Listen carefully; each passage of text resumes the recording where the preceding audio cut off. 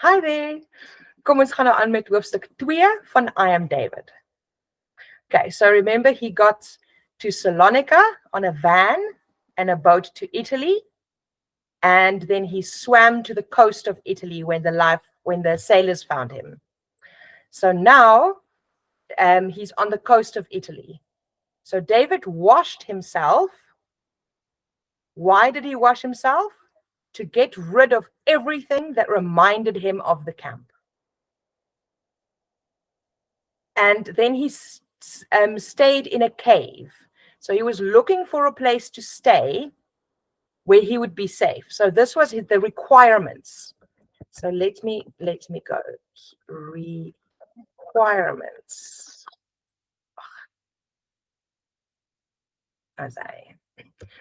So when he was looking for a place to sleep, this was what he was looking for. He wanted to be hidden from the road, but still be able to see the road. So he wanted to see if anyone's coming towards him, but he didn't want people to see him.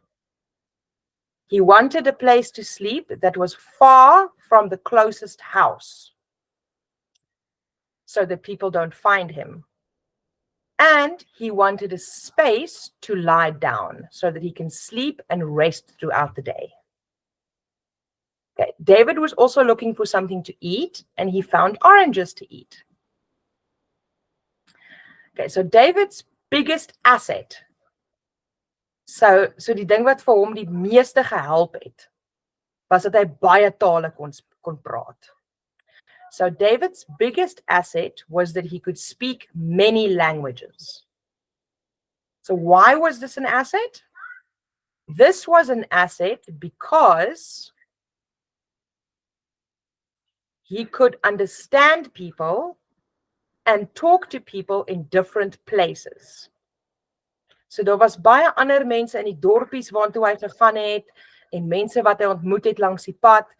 En omdat hy so baie tale kan praat, kon almal hom verstaan en hy kan die ander mense verstaan. So dit was 'n asset vir hom. En dit was die ding wat hom die meeste gehelp het. All right. But now David needed to create a life story. Why did he need to create a different life story? So that people didn't know that he escaped from the concentration camp. Because he doesn't want to be found and sent back to the concentration camp. So he needed to make up something that they would believe. He had to explain why is he traveling alone, because if people see a kid traveling alone, it's weird. They go like, where's this kid coming from? And he had to explain why he can speak so many languages. So the life story that he made up, that he told people, he said that he's in a circus and he's on his way to join them again. Because that would explain why he's traveling alone and why he can speak many languages. Okay, then a man from the bakery gave him bread every day, so he had food to eat. And David learned that the people in the town were happy, hardworking, they smiled, and they were beautiful. So you can imagine to David coming from a concentration camp where there's guards and life is hard, to come to this town where the baker gives him bread and the people are working hard and they're happy and smiling. To him, that was one of the most beautiful things. But he had to leave town because he heard that people were talking about him and they were suspicious of him. So he got scared and he realized that he's got to move on. He can't stay here.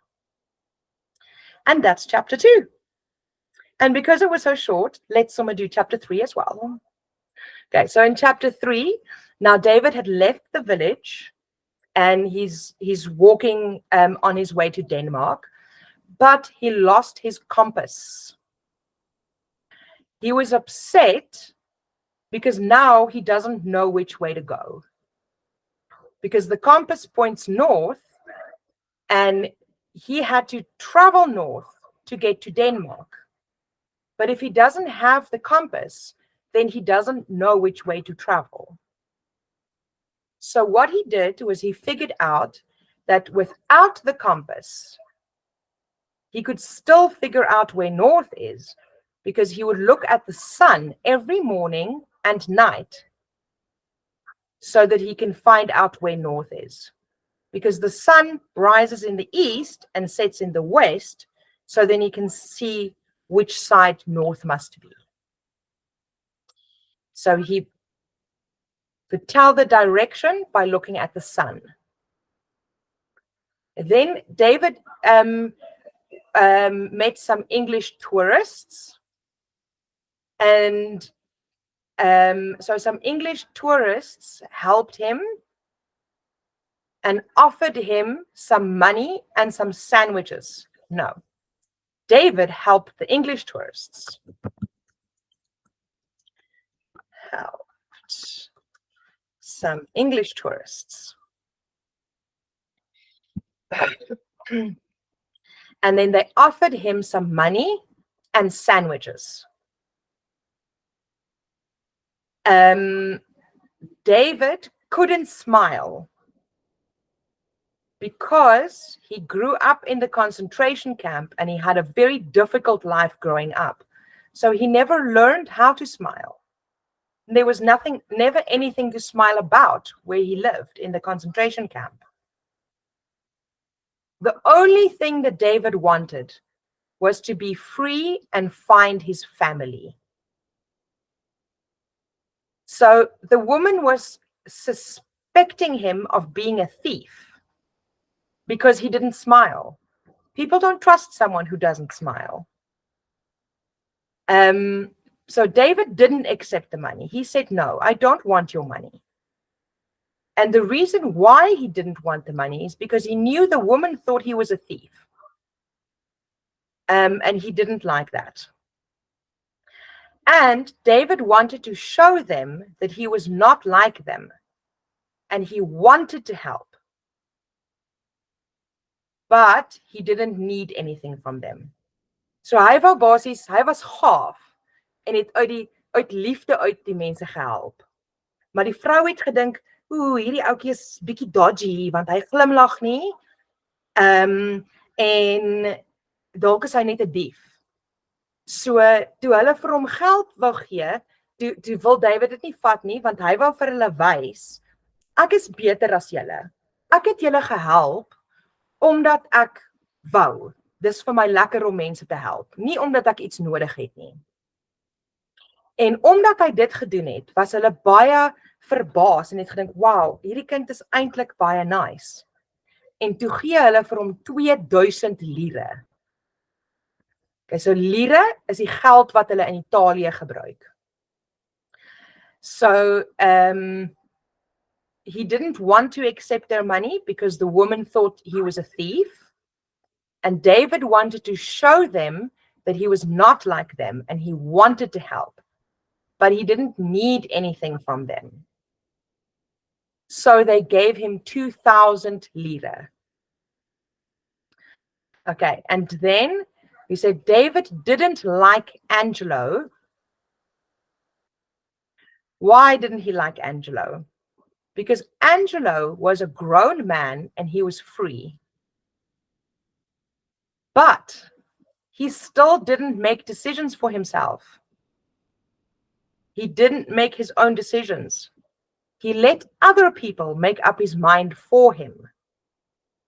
And then David thought he must be stupid. So for David, looking at this grown man who's free, but he still doesn't make any decisions for himself, he thought this guy must be stupid because he can't make up his mind. But why not? Because he's free. So he must be stupid. All right, so that was chapter 2 and chapter 3. And then let's do chapter 4 in the next video.